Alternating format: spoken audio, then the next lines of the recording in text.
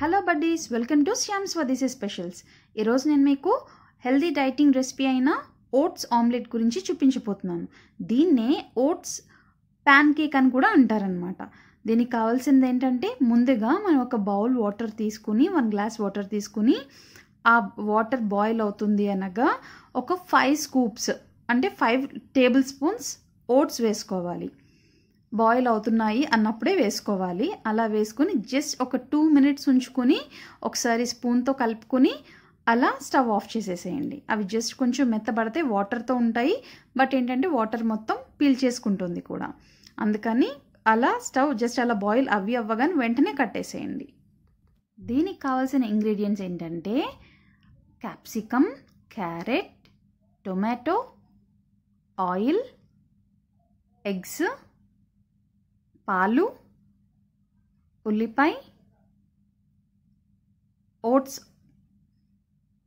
ఇంకా పచ్చిమిర్చి, కొత్తిమీర, గరం మసాలా, కారం పౌడర్ అన్నమాట. అదేనండి చిల్లీ పౌడర్.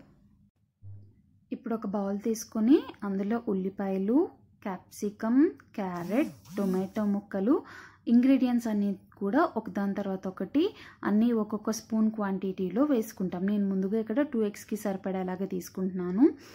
గరం మసాలా చిటికెడు, కారం ఒక 1/2 స్పూన్, తర్వాత కొత్తిమీర, తర్వాత పచ్చిమిర్చి, తర్వాత మన దగ్గర ఉన్న సాల్ట్, ఇంకా ఓట్స్ అయితే ఒక 3 స్పూన్స్ వేసుకోండి.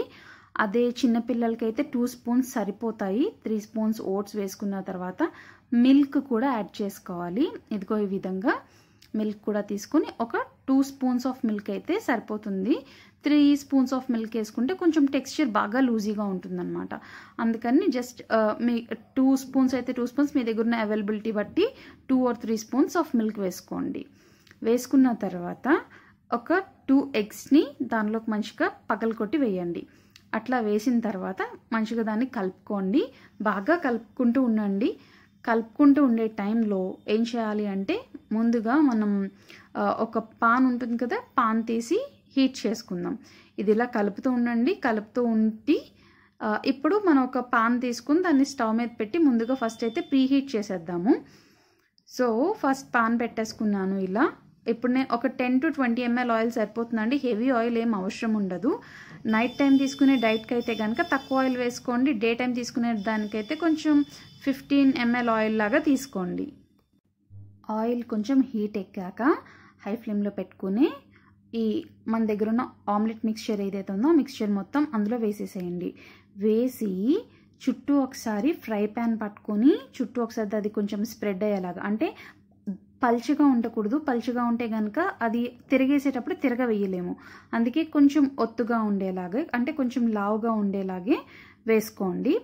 ఆమ్లెట్ వేసుకున్నప్పుడు వేసుకుని సిమ్లో పెట్టి మూత పెట్టేసుకోండి. ఇంకా చూసారా ఈ విధంగా ఆయిల్ మొత్తం చుట్టూ వస్తుంది కదా. ఇప్పుడు సిమ్లో పెట్టి మూత పెట్టేసుకొని ఒక 5 మినిట్స్ దాన్ని వదిలేసేయండి. చూడండి ఈ విధంగా అనమాట.